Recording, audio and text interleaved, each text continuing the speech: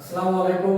তুমি শিক্ষার্থী শতকরা আরেকটি অঙ্ক নিয়ে তোমাদের মাঝে উপস্থিত হলাম। ভিন্নধর্মী একটা অঙ্ক। দেখো এখানে আছে 1/3 এর শতকরা কত অংশ 1/2। 1/3 এর শতকরা কত অংশ 1/2। দেখে মনে হচ্ছে খুবই জটিল, বাট আমরা যদি একটু নিয়মের মধ্যে করি এটা কিন্তু খুব সহজে আমরা সমাধান করতে পারবো। শুরু করছি, দেখো সমাধান।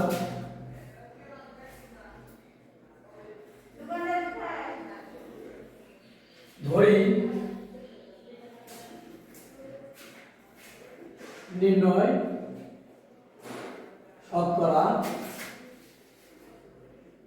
অংশ ইজ ইকুয়াল টু x। এটা আমরা ধরে নিলাম। ধরি নির্ণয় শতকরা অংশ ইজ ইকুয়াল টু x, এটা আমরা ধরে নিলাম।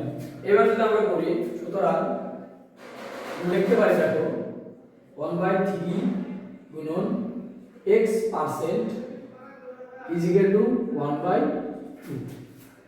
তার মানে আমরা এটা ধরে নিয়েছি যে শতকরা এত অংশ সমান সমান এত, এটা আমরা ধরে নিয়েছি। তো এখান থেকে যদি আমরা শতকরাটা বের করি তাহলে সমান লিখতে পারি, মানে এই যে এখানে এত অংশ এর সাথে যদি আমরা শতকরাটা বের করি তাহলে এটা লিখতে পারি। ক্লিয়ার? মানে এখানে বলছে যে এত এর শতকরা কত অংশ সমান এত, তো আমরা ক্লিয়ারলি ধরে নিলাম শতকরা অংশ সমান x। এটা হচ্ছে আমার শতকরা অংশ। তার মানে এখান থেকে যদি আমরা এই x এর শতকরা করি তাহলে দেখতে হবে।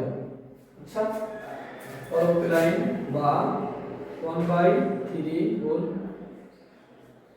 পার্সেন্টেজ দিলে নিচে 100 ইজ ইকুয়াল টু 1/2, বা উপরে উপরে গুণ নিচে নিচে গুণ ইজ ইকুয়াল টু 1/2, বা দেখো আমরা জানি সমান সমানের উভয় পাশে আর গুণ হয়, মানে কষাকষি গুণ হয়।